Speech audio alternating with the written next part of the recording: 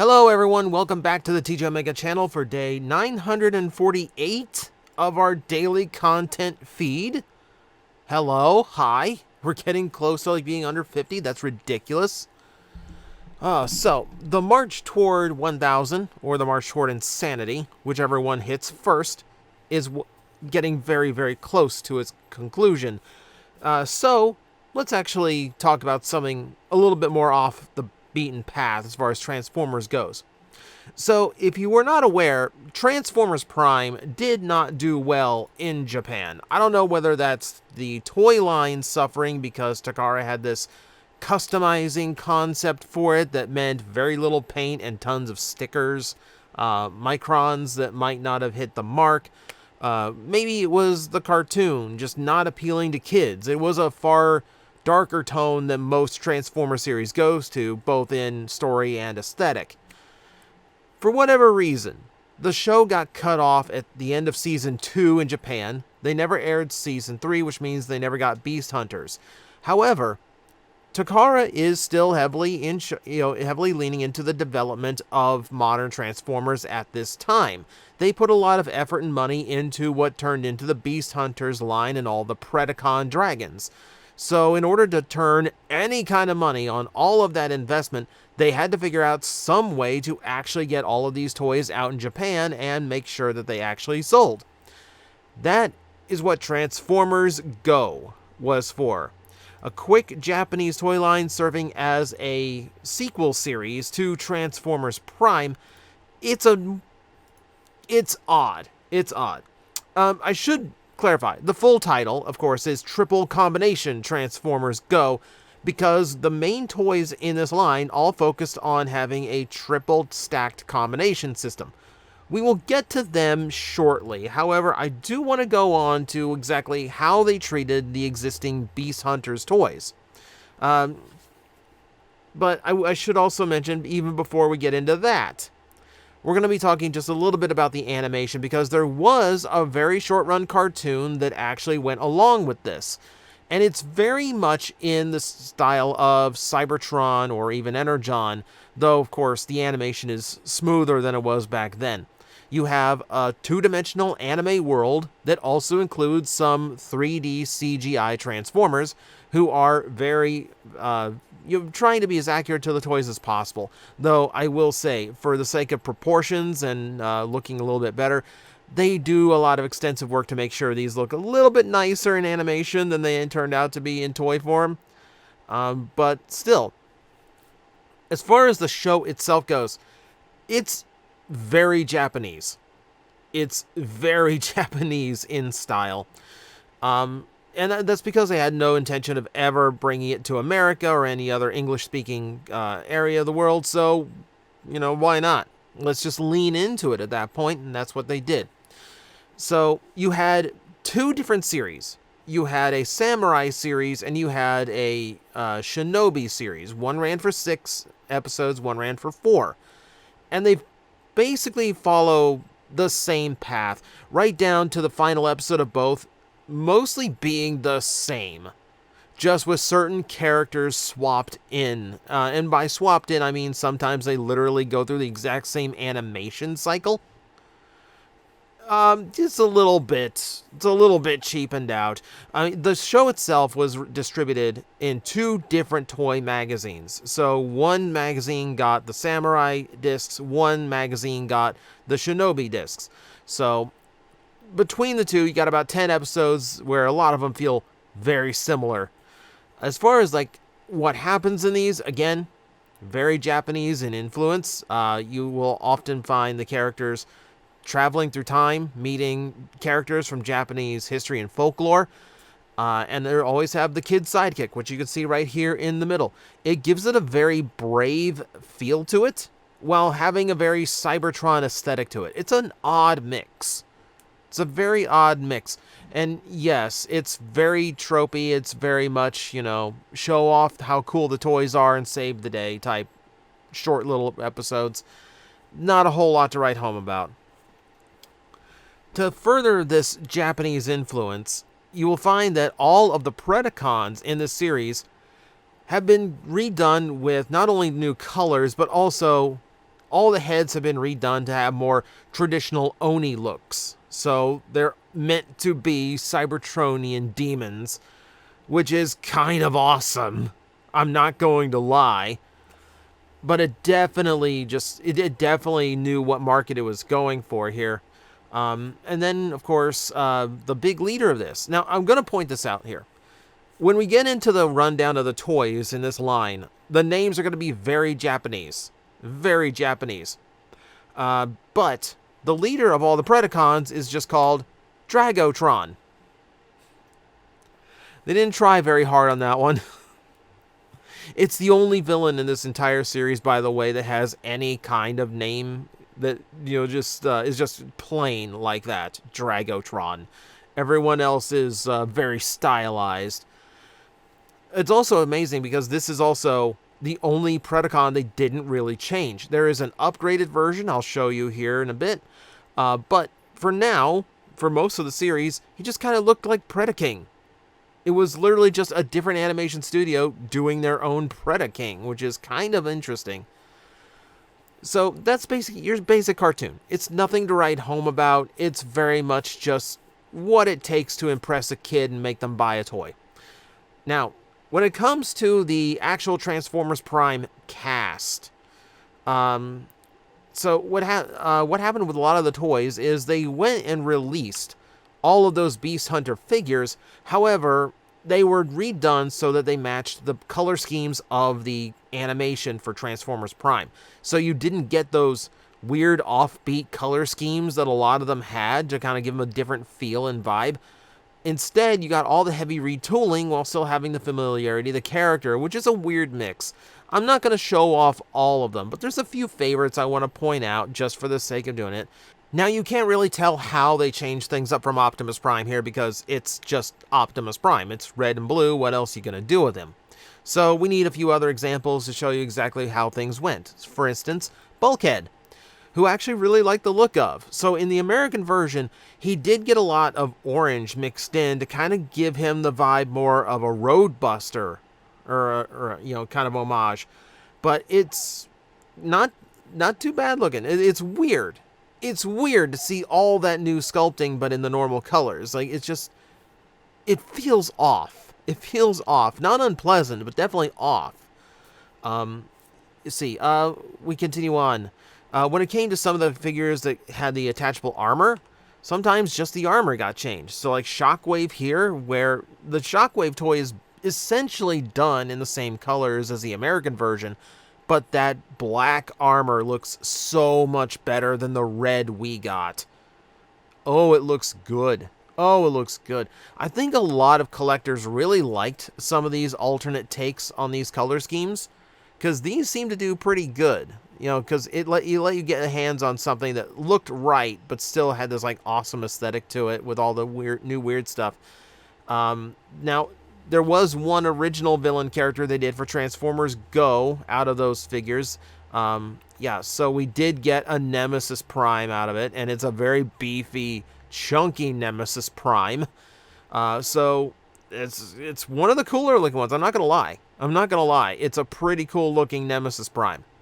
When that whole design is meant to just look big and beefy and powerful, yeah, that kind of works on a villainous Prime.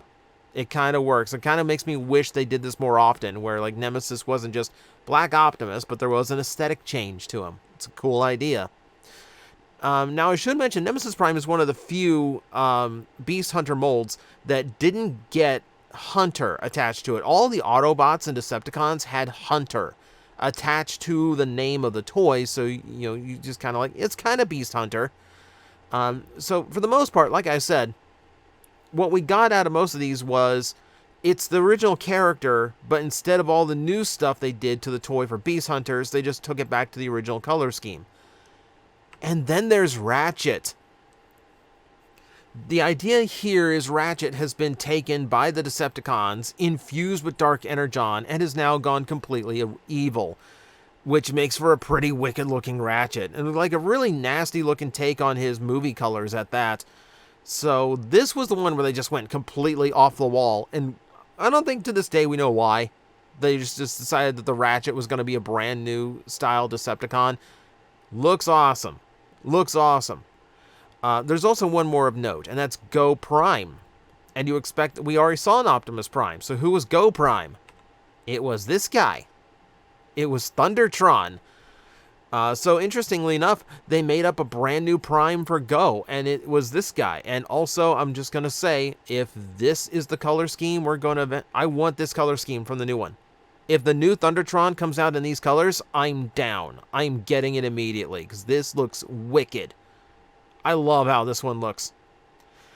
So that was the treatment for most of the Autobot and Decepticon toys released. They did something different with the Predacons we're going to save to the end. But for now, let's get into the whole triple combination thing. Let's meet Kenzan, who's basically the main new toy of this line. He's got lights, he's got sound effects, stuff that Transformers hadn't done for a while before, and has not really done a whole lot of since. So the idea you can see in the bottom right is that every one of these can do the Transformers Energon thing. However, as an added bonus, they can also form the middle of the combination. So any of these new figures for Go can produce a torso, a midsection, or legs, which gives you a lot of combination options, don't get me wrong. So that's actually a pretty cool thing. And they all come with this extra accessory for the armor that attaches on and gives them a very samurai or shinobi feel, which is cool. The toys themselves weren't the best looking, unfortunately. For as much, this is one of those where they put so much into the gimmick that it really did make the individual figures suffer. You can see on Kenzan here, he really doesn't have a pelvis. He has a panel where his pelvis should be, and instead his legs are just going up into his chest. It's not the best look. It's really not the best look. That kind of blends over into his partners. Here's Gano, who looks okay. You can definitely see the Energon style in his legs. But you also see a very tiny head, which is kind of ridiculous. Energon Inferno, he is not. And there we have Jinbu, whose thighs go up into his armpits.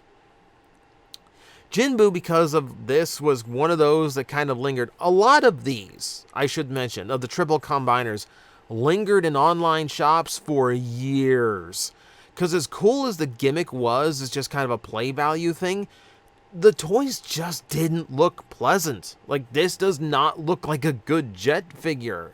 Like, even if I'm curious about how the gimmickry works, you've got these scrawny little arms, these, the armpit thighs, these massive things on the front of his legs. Like, he's just a very unpleasant looking figure.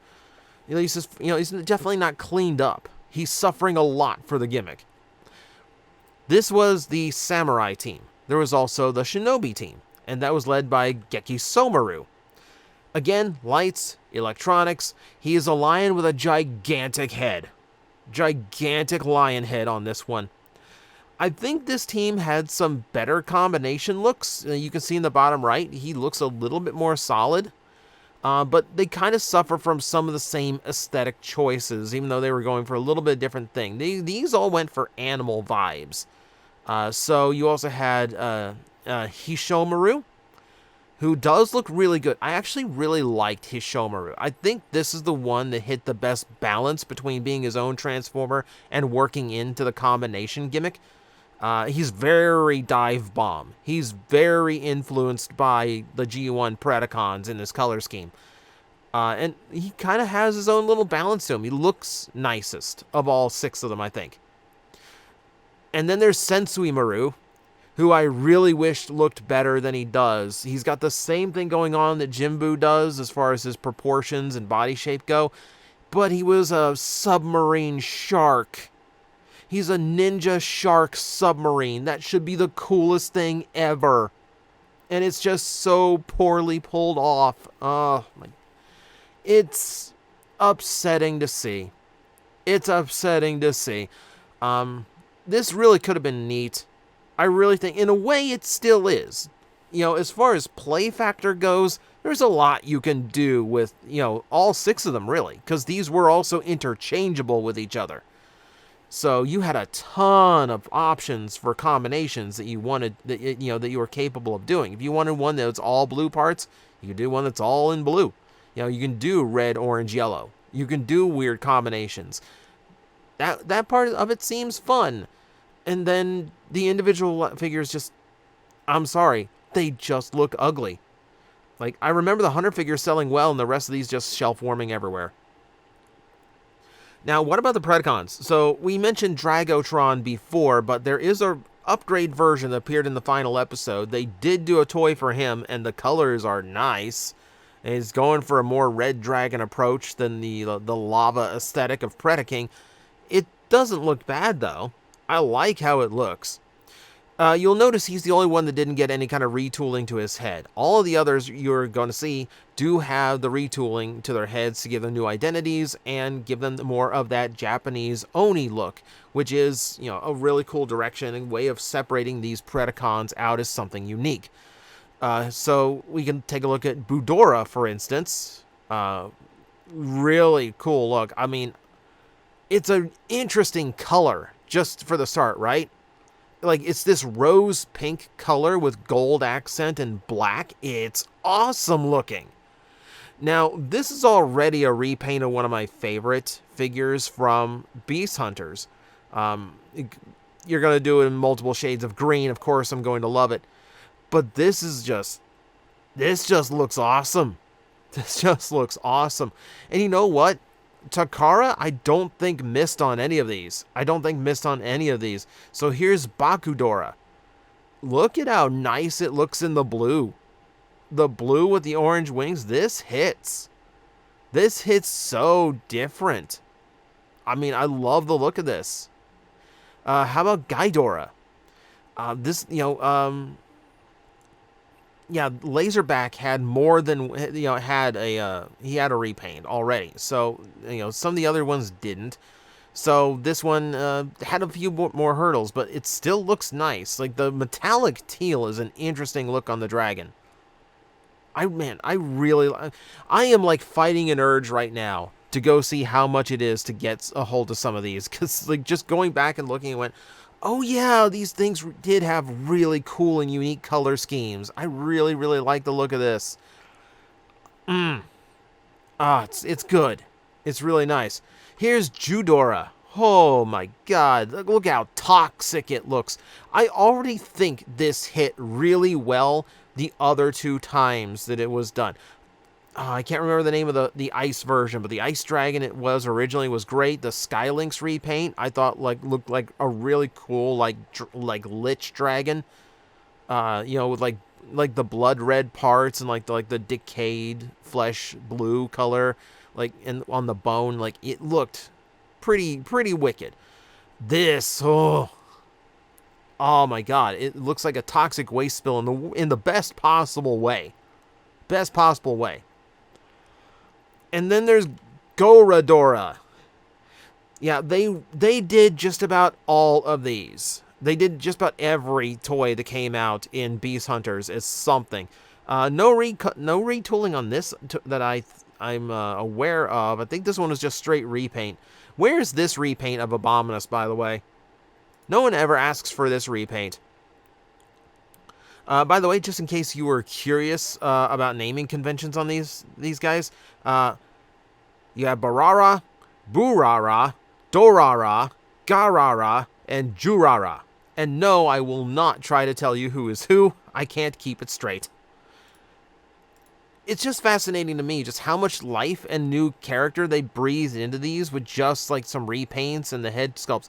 I think it's a really impressive job. Like, out of all of this, I think the treatment of this line is absolutely fascinating. Because it's going for three different things at the same time. It's going for like that last bit of Transformers Prime they can squeeze out. Going with classic colors. It's doing the triple combination for the brand new toys. And then you just have these super wicked looking dragons. There is one more toy. And it is part of the triple combination. And it's probably the oddest toy out of the whole batch. And it's Optimus X Prime.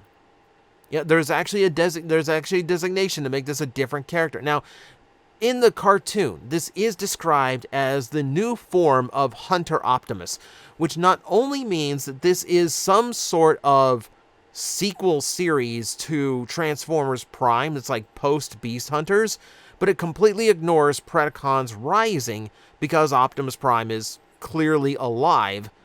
So this contradicts RID 2015. So we kind of have a rebirth headmaster situation going on with this franchise. Beyond that, this is a weird Optimus. This is one of the weirdest. So the robot mode looks cool. I'll give you this. Like, I don't mind the look of the robot outside of just how kibble it is. But you also have, like, Optimus Prime is a bullet train. I mean, it's Japan, so I would expect them to do a bullet train if they wanted to make sure it sold. And then it has this super weird and jank dragon mode. Like, so, like, oh man, it's messy. It's a messy one, isn't it? Now, he could also participate in the combination thing. The shield you see him holding is his armor that lets him combine. I believe he can only form the upper half. I don't think he can form a middle or a bottom. But it does cap off this line pretty well. It's just like how eccentric and odd they were willing to go to for it. It's like I said, it's a fascinating line. It's a fascinating way of, like, it's just to, like, figure out some way of getting all those Beast Hunter figures out so Takara didn't take a loss on their production. But what they were doing was just interesting. I don't think it all worked, but it's interesting to see exactly how they parse this. It's a very interesting line. So that's Transformers Go. It's a trip. It's a trip. And keep in mind, I didn't go through all the other toys. You know, there's a few other Hunter figures out there that's, you know, basically just the Hunter figures in their normal colors. So, you know, you can feel free if you're curious to go looking for those. But for now, nice little history lesson for you. So, thank you everyone for watching. I will see you next time.